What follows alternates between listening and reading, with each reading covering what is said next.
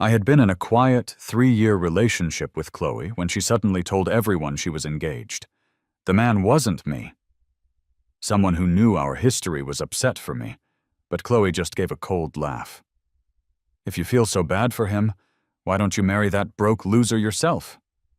Not long after, my grandfather's health got much worse, and our family company was on the verge of failing. I was backed into a corner and had to publicly announce I had a pregnant wife so I could secure my inheritance. "Mr. Foster," a reporter asked, "is your child in any way connected to Ms. Vance?"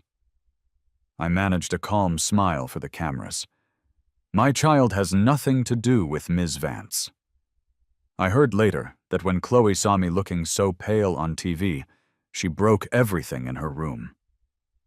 A while after that, someone took a photo of New York's most private and mysterious heiress whispering to a man on a busy street. "Adam," she'd said, "our baby is almost 1 year old and about to say Dada. When are you going to make this official?" When I pushed open the door to the private room, Chloe was down on one knee, holding a massive diamond ring, but she wasn't proposing to me. In front of her was a handsome, well-dressed young man in a white shirt. He was moved to tears, nodding and saying, "I do." I walked in. Chloe didn't even look up, completely focused on sliding the ring onto the young man's finger. It wasn't until his friends took him to the restroom to compose himself that Chloe finally gave me a detached look. Julian is a simple guy, and he's shy. It took me a lot of effort to win him over. It would be best if he never found out about the messy history between you and me. She paused. Also, he accepted my proposal. I plan on announcing our engagement tomorrow. Chloe and I had been in a secret relationship for 3 years. Besides our grandparents, only a handful of people in our social circle knew the truth. When she said that, the few people in the room who knew what was going on all looked over at me. I took a deep breath. "Chloe, can you please hold off on the announcement? Even just for a month? No, 2 weeks." Chloe let out a laugh, a faint trace of mockery in her eyes. "Adam, it's come to this, and you're still clinging to me?" "Chloe, for old time's sake, enough!" Chloe's face turned to ice as she slammed her wine glass on the table. 3 years. My family has covered at least $300 million of your family's losses. Isn't that enough?" I was speechless. "You should go. I don't want Julian to come back and get the wrong idea." I turned stiffly. As I opened the door to leave, I heard Chloe say to someone, "If you feel so bad for him, why don't you marry that broke loser yourself?" I couldn't help but laugh at myself. The Foster family really had fallen from grace. After my parents passed away, the company nearly fell apart. But Chloe seemed to have forgotten that it was our broke family that had saved her and her grandfather's lives all those years ago. All she remembered was her resentment, feeling that my family had held that debt over her head, forcing me on her. The news of Chloe and Julian's engagement quickly spread throughout New York. My grandfather, who was already in poor health since my parents' death, was so upset he ended up in the ICU. While I was at the hospital keeping a round-the-clock watch, my uncle forced his way into the company. Before, with the Vance family's backing, they wouldn't have dared to make a move. But now that I was an orphan with no one to support me, they had no problem trying. During a brief moment when he was awake, my grandfather gripped my hand and said just one thing. "Adam, the company was your parents' life's work. Even if you have to burn it to the ground, you can't let those vultures get their hands on it." My eyes filled with tears. "Don't worry, Grandpa. I have a plan." My uncle and his family were focused on an old family rule. A male heir of the Foster family couldn't inherit the business without a child of his own. They were using it as an excuse to seize control of everything. But I would not let them win. The week after Chloe announced her engagement, I made the most absurd yet most important decision of my life. I needed a child to inherit the foster family business. Our lifelong family butler, Mr. Harding, placed a file with the final candidate's information in front of me. "Mr. Adam, please take a look." The file was simple. The woman was from Los Angeles and had her father's last name, which suggested a single-parent household. Her academic record was impressive, a testament to her high intelligence and good genes.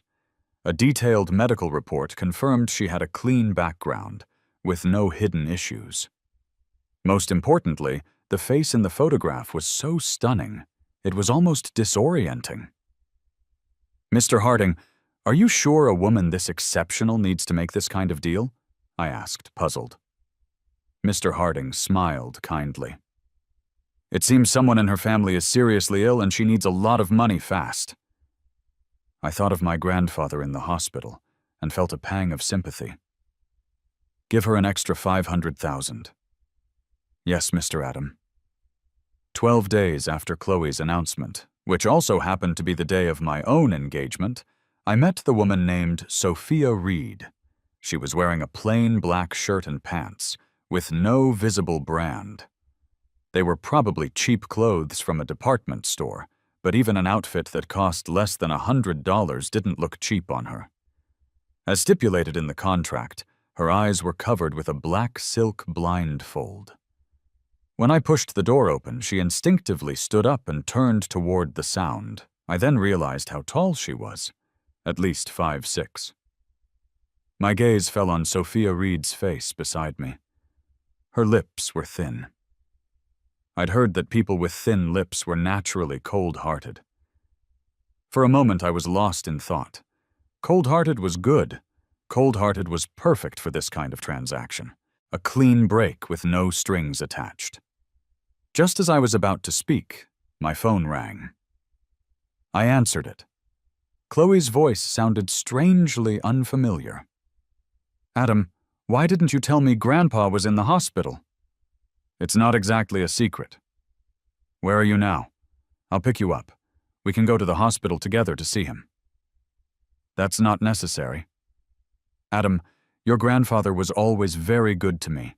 I want him to have some peace of mind at a time like this." I said that's not necessary. Thank you for the thought. "Adam, you should know when to stop." Her voice was already laced with suppressed anger. I knew her well. For someone as proud and arrogant as her, calling me to offer an olive branch was a rare gesture. But it really wasn't necessary. After all, it was too late. When I opened my eyes the next day, I was in clean, soft pajamas. The other side of the bed was empty, as if everything that happened last night had just been a dream. I dragged myself out of bed to wash up. When I went downstairs for breakfast, Mr. Harding informed me that Sophia Reed had left during the night, just as we'd agreed. I sat down at the table. Thinking of her boldness last night, of how I'd lost control and succumbed, I felt the back of my neck grow hot. Was she paid? 1/3 of the payment was transferred as per the agreement. The remainder will be paid upon confirmation. I nodded and said no more. At the Intercontinental Hotel, Sophia Reed had long since changed out of her cheap clothes. After a swim in the private rooftop pool, her family's butler was already waiting in the living room. "Your mother heard you were in town. She'd like you to join her for dinner tonight." Sophia casually tossed her towel aside and smirked. "She's got something else up her sleeve, doesn't she?" "You'll be 25 after the new year. You can't blame your mother for being anxious." Sophia walked to the fridge and grabbed a bottle of water. She pushed her soaked hair back, revealing a smooth forehead and a pale neck. "What's the rush? In a little while, she might have another son-in-law to worry about." Sophia drank some water and teased the butler who had known her since she was a child. The butler was horrified. "My dear young lady, you can't be serious. You are the sole heir to both the Grant and Miller families. You're more precious than gold. You can't just be so casual about this. The man who marries you must do so with all the proper ceremony." "I know." Sophia sat down on the sofa, her eyes falling on the still visible bite mark on her left forearm. As she recalled that night, a gentle look slowly softened her features. The day before I was to meet Sophia again, I ran into Chloe at a party. Surprisingly, she wasn't with her fiancé, Julian. After spotting her from a distance, I averted my gaze. Today was the birthday of Mrs. Dalton, a family friend. I'd chosen to attend in the hopes of reconnecting with some of my parents' old acquaintances. However, it was clear I had been too naive. I had long understood that friends disappear when your fortune does, but experiencing it firsthand was something else entirely. Although my relationship with Chloe had been a secret, you can't keep something like that completely quiet. For those 3 years, I had certainly benefited from the Vance family's influence to secure my own standing. But now that Chloe had announced her engagement, who would give a penniless orphan like me a second glance?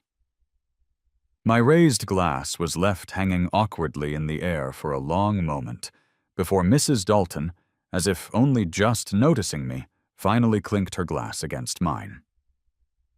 It was obvious she had no intention of making small talk. I certainly wasn't going to embarrass myself further. I made the toast and retreated to a quiet corner. Being snubbed so coldly put me in a foul mood. Before I knew it, I'd had a few too many drinks. Chloe appeared at my side at some point. "Adam?" She looked me up and down with her usual air of superiority. But I no longer felt the need to walk on eggshells, desperately trying to maintain our connection. "Ms. Vance." After a cool greeting, I prepared to leave. Chloe blocked my way. "Adam, I went to see your grandfather a few days ago. He's not doing well." "I know. The doctor spoke with me." Chloe's voice seemed to soften. "Adam, I've also heard about the recent turmoil at your family's company." "What are you trying to say, Ms. Vance?" I looked at her, my expression calm but distant. When I was younger, I was truly naive.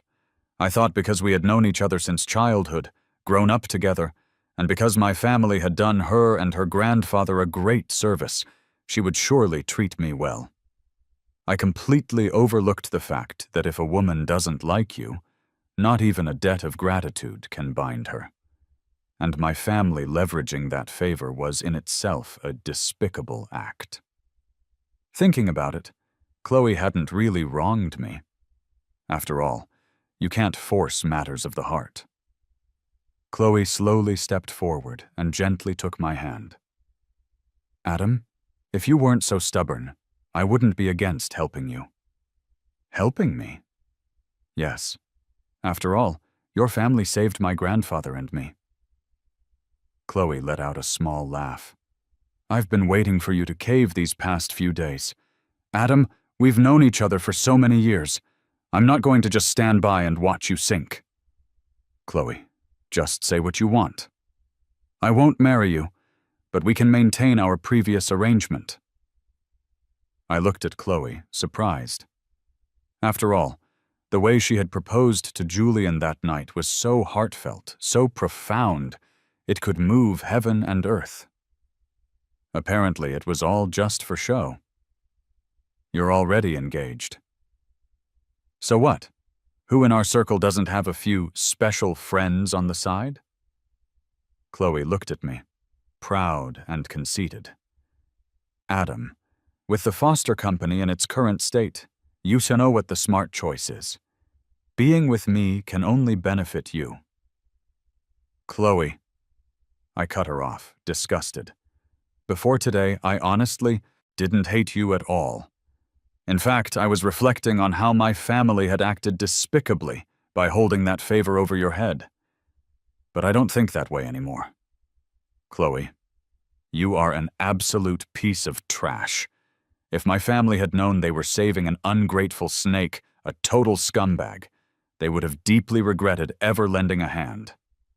Adam, running your mouth won't do you any good. Think about your parents' life's work. If it's truly lost because of you, what would they think in their graves? If my parents knew I kept the company by being your secret lover, they would never forgive me in their graves. Adam, you'd better think this through. You know I won't give you a third chance. I picked up my glass and threw the drink in her face. Get out! Chloe's face was ashen. She was clearly furious. I was even prepared for her to hit me. A princess like her had never been treated with such disrespect. Adam Foster, I'll be waiting for the day you regret this. The day you come back, crying and begging me. With that, Chloe turned and walked away. A buzz of whispers filled the room. I stood there, oblivious to it all, then turned and walked out. As soon as I got in the car, Mr. Harding called. Sir, she's here? I know. I'm on my way back. I hung up and stared out the car window at the dark sky. The day after we registered the marriage, my grandfather was declared to be in critical condition again. While my relatives were cornering me at the office, demanding I hand over the company seal, I called the media and held a press conference. At the conference, I announced my marriage and introduced my wife and daughter, who had never been seen in public. I declared that I would continue to lead the company my parents had built. Shortly after a brief Q&A with reporters, I got a call from Chloe. She was clearly enraged, her voice hoarse. Adam Foster, I never slept with you. What is this about a child? This is some kind of scam you've cooked up, isn't it? I could understand Chloe's anger. All told, it had barely been a year since we broke up. You're right, you never slept with me. But I never said the child was yours, did I? I stepped into the elevator and looked at my reflection in the mirrored wall. Chloe, we broke up a long time ago. Our lives have nothing to do with each other anymore. Please don't call me again. What the hell is going on? You'd better explain yourself. I didn't answer. I hung up and immediately deleted her number.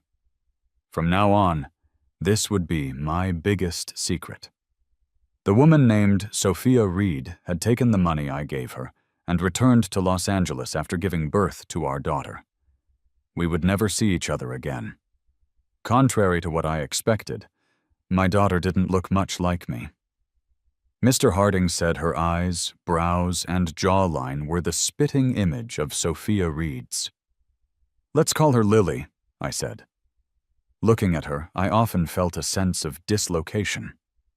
I had made Sophia wear a blindfold so she wouldn't know what I looked like or who I was. But Mr. Harding had seen her. If he said so, it must be true. So that's what Sophia Reed's eyes looked like. Even with the blindfold, I could vaguely tell she was beautiful. A woman like that, once she was out of her predicament, would have a limitless future. She would surely want to forget this sordid chapter of her life, even more than I did. So I didn't have to worry about her suddenly showing up to fight me for the child. I didn't have to worry about ever seeing her again. But every time I looked at my daughter, I couldn't help but think of those 2 nights. In this lifetime, she might be the only woman I would ever be with. And those 2 nights might be all the pleasure I would ever know. At Lily's 1-month celebration, the famously private and mysterious Reed family of New York sent an extravagant gift. I was surprised. The Vances, even at the height of their influence, couldn't compare to the Reeds, let alone the now faded Foster family. The Foster and Reed families had never had any dealings. We weren't even in the same league. Why would they send such a valuable gift? What surprised me even more was that when Lily turned 100 days old, Mrs. Reed herself paid a visit and invited me for a small get-together in 3 days. I was deeply apprehensive and confused.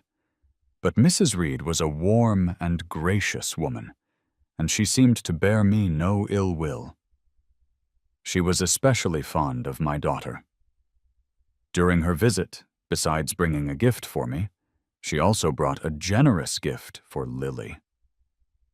As she was leaving, she held the baby unable to put her down, and kept looking back with a longing expression that only deepened my suspicion. So, 3 days later, when I went to meet her, I specifically asked Mr. Harding to stay home and watch the baby. I took only my assistant and driver to the private club owned by Mrs. Reed. My car had just pulled up when several people rushed out to greet me.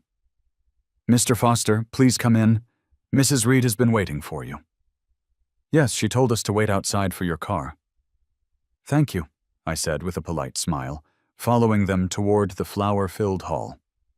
Unexpectedly, I saw a dark gray Bentley pull up slowly in the distance.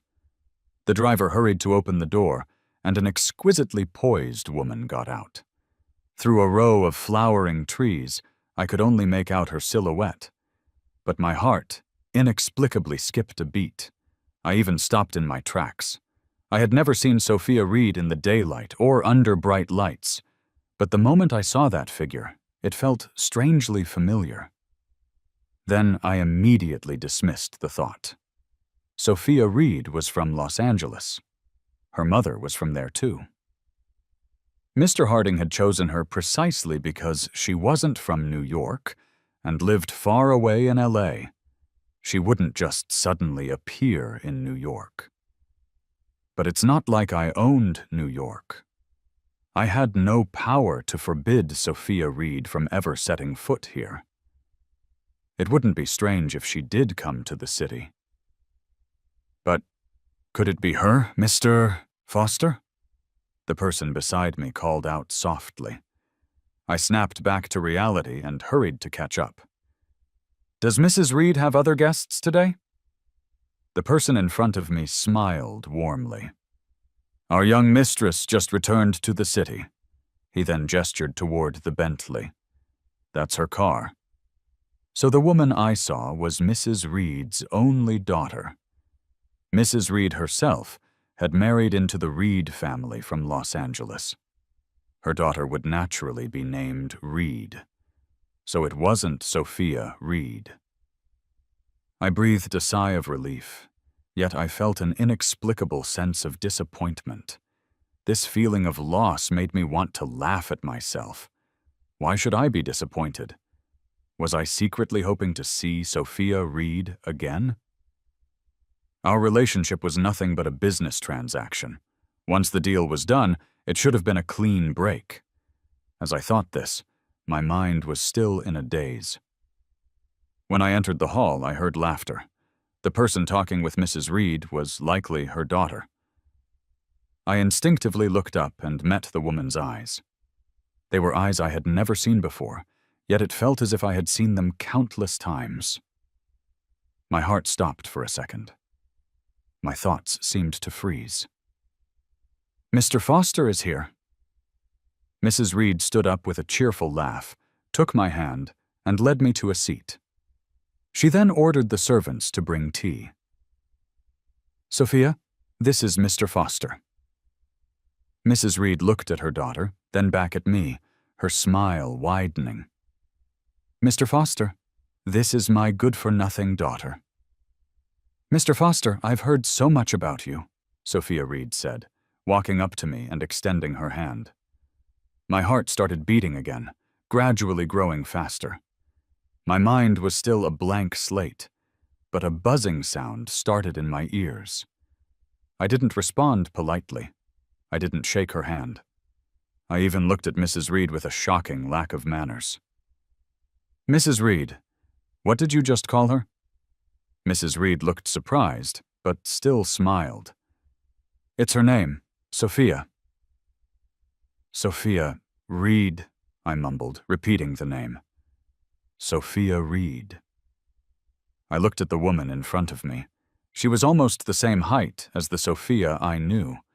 If I covered her eyes and brows, leaving only her nose and lips, my body swayed slightly. "Mr. Foster?" Sophia Reed quickly reached out to steady me, but I pushed her away, raised my hand, and gently covered her eyes. Exactly the same. Exactly the same. I remembered the first night we were together. I had thought to myself that Sophia Reed's lips were a bit thin, and people said such women were cold-hearted. But for me, cold-hearted was good. Cold-hearted was better for this transaction. But if Sophia Reed was her, why did she deceive me like this? She was a princess, born with a silver spoon, impossibly wealthy, yet she pretended to be a poor student and entered into such a ridiculous deal with me. Fine. Let's say it was for fun, for the thrill of it. Then, after the transaction was over, we should have gone our separate ways. Why did she suddenly appear in my life again, inserting herself into my and my child's lives? At that moment, it all clicked. I understood why the Reed family had sent a gift for the 1-month celebration, why Mrs. Reed had personally visited when Lily was 100 days old, and why she adored Lily so much. They all knew. They knew Lily was Sophia Reed's child. They wanted to take my child away from me. My hand dropped from Sophia Reed's face. She was clearly panicking. Adam, she instinctively tried to grab me, but I shoved her hand away. I'm sorry. I'm not feeling well. I need to go. Mr. Foster, you look terribly pale. Let Sophia drive you. I wiped away a tear and looked at Sophia Reed, unable to hold back a bitter laugh. Sophia Reed. Should I call you Sophia Reed or Miss Reed, the heiress? Adam. I didn't linger. I grabbed my bag and turned to leave. Mrs. Reed and Sophia both followed me, but I didn't want to stop for even a second. It was all too sudden, too much for me to accept. I felt like a clown who had been kept in the dark the whole time. Adam, can you just listen to me for a minute? Sophia grabbed my wrist. I shook her off without a second thought. If I remember correctly, our contract was very clear. After the transaction was complete, there were to be no further ties between us. You took the money, so you should honor the agreement, Miss Reed. I don't care if you're Sophia Reed or the great Reed heiress. The relationship between us ended last year, and I don't care what you're trying to do by showing up now. I took a deep breath, slowly composing myself. I only have one thing to say. The child is mine. Her last name is Foster. She has nothing to do with you or your family, and no one is going to take her from me. Adam, I never thought about taking the child. Fine. If that's the case, then I'm the one being petty. Forget I said anything. I want to go home now. May I? Perhaps my state was truly that bad, because Sophia didn't try to stop me again. Mrs. Reed called me several times afterward, but I didn't answer. Sophia also came to the Foster residence to visit, but I refused to see her. Lily grew day by day, and just as Mr. Harding had said, her eyes and brows were a mirror image of Sophia's. I also managed to learn a few things about Sophia from him. She was the only child of her parents. On both her maternal grandfather's side, the Millers, and her paternal grandfather's side, the Grants, she was the sole heir. She had two identities. In Los Angeles, she was Miss Sophia Reed of the Reed family. In New York, she was the young mistress of the Reed family. Actually, it wasn't really a deception. Sophia Reed was her real name. But thinking back on my meager knowledge of her past made me feel embarrassed. The sole heir to two powerful families. And I had pitied her, wanting to give her an extra $500,000. I wonder if Sophia was laughing at how foolish I was when she took the money. Sometimes I really couldn't figure it out. A woman like her could have any man she wanted, any thrill she desired. Why did she have to play with me like this? She said she had no intention of taking the child, but I wasn't naive enough to believe her. Both families had so few heirs. Even if Sophia didn't care, the elders certainly would. What if they really decided to fight me for Lily? I didn't dare to imagine the consequences. The outcome was obvious. It would be like an ant trying to stop a car. Although I refused to meet with anyone from the Reed family, Sophia still managed to seep into my life without a sound. The Reed family truly showed no signs of wanting to fight me for Lily. On the contrary, the gifts they sent for me and Lily were a near daily occurrence. Even when I refused to accept them, they persisted. Sometimes even Mr. Harding would try to persuade me. For a family of their stature to be this humble is truly rare. As he said this, Sophia was waiting downstairs. It was September in New York, still hot and humid. Around noon, the sun was scorching. Sophia's bangs were damp with sweat, and a large patch on the back of her shirt was soaked through. "Sir, I really don't think the Reed family has any ulterior motives. And Miss Reed, she doesn't seem like a bad person," Mr. Harding said, looking downstairs with a hint of pity. "You've seen it for yourself this past month. Honestly, with Miss Reed's background, if she really wanted to do something, why would she go through all this trouble?" I couldn't help but look downstairs, too. Sophia had been standing there for nearly 2 hours. The summer heat was still intense. If something happened to her... I thought of Lily, and of Lily's eyes, which were identical to hers. In the end, my heart softened. "Let her in. Have the kitchen prepare some iced tea to help with the heat."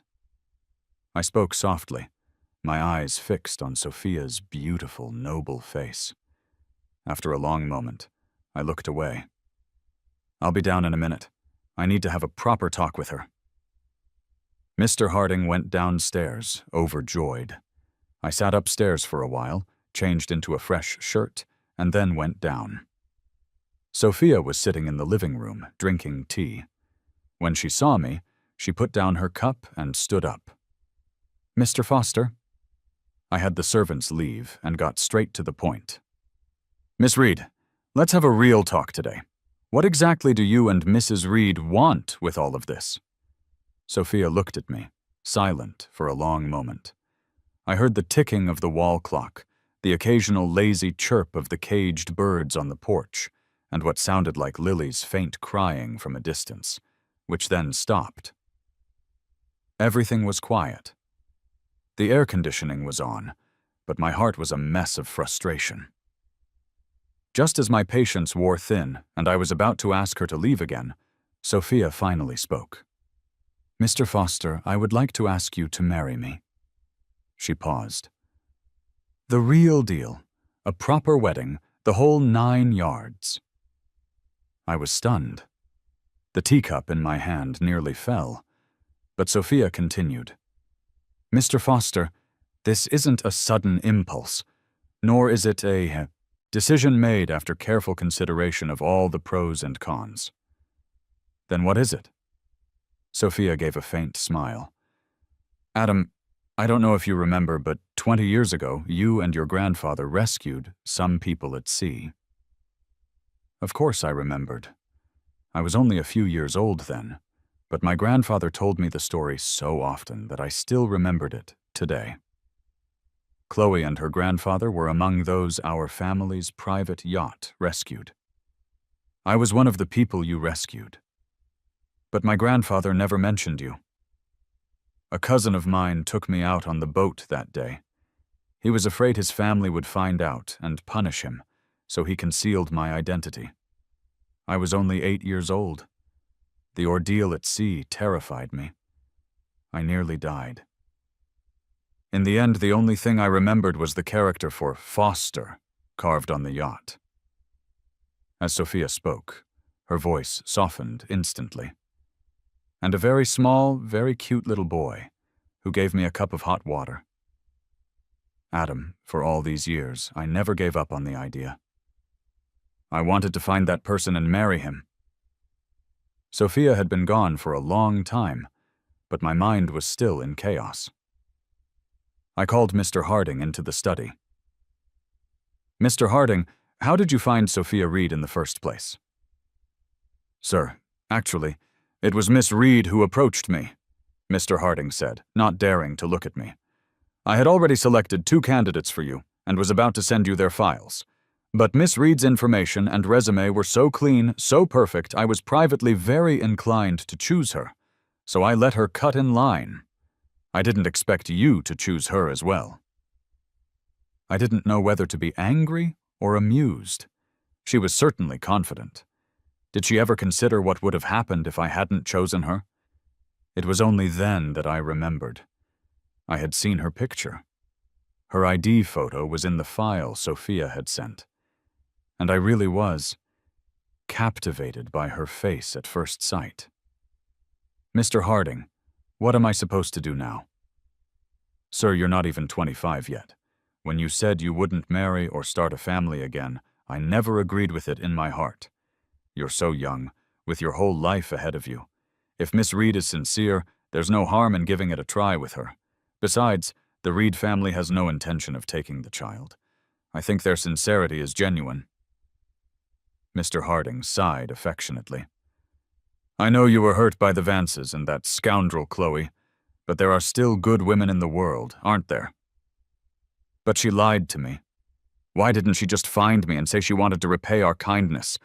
There were so many ways she could have shown her gratitude. Why did she have to do it like this? Mr. Harding couldn't help but laugh. Well, sir, you were in a bit of a rush. If Miss Reed hadn't intervened when she did, you might have already chosen someone else and been stuck with the consequences. It was a strategic move. Miss Reed was afraid she'd be too late and regret it for the rest of her life. I grabbed a pillow and buried my face in it. But I'm just so angry. And I hate her. Why should I give it a try with her? Even if I wanted to date, it wouldn't necessarily be her. There are plenty of beautiful, talented women in New York. Ms. Collins, another staff member, chuckled. All right. The master can date whoever he wants. But despite her words, Ms. Collins had clearly picked a side. The moment there was a whisper of me going on a date, Sophia knew about it. I had just sat down with my date at a cafe for afternoon tea when Sophia's Bentley pulled up across the street. We were both single, but for some reason, the moment her car appeared, I felt the guilt of being caught red-handed. Sophia didn't disturb me. She didn't even get out of the car. But I couldn't sit still. I forced myself to make an excuse and sent the woman I was with on her way. As the sky began to darken, I finally grabbed my bag and stood up to leave. Sophia got out of her car. The streetlights were turning on one by one, bathing her in a shimmering glow. I pretended not to see her and walked straight down the street. I walked all the way to the intersection without looking back, but I just knew she was following me. The walk signal turned green. As I was about to cross the street, Sophia gently grabbed my wrist from behind. A cyclist whizzed past me. Sophia pulled me in front of her. Winter was setting in New York. She was wearing a navy blue trench coat. Adam, she called my name softly. As a gust of night wind blew, she reached up and smoothed my messy hair. I noticed someone nearby seemed to be taking pictures. Over the past few weeks, I had heard all sorts of rumors about the Reed family and Sophia. She spent most of her time in Los Angeles, and when in New York, she was always extremely low-key and mysterious, her whereabouts unpredictable.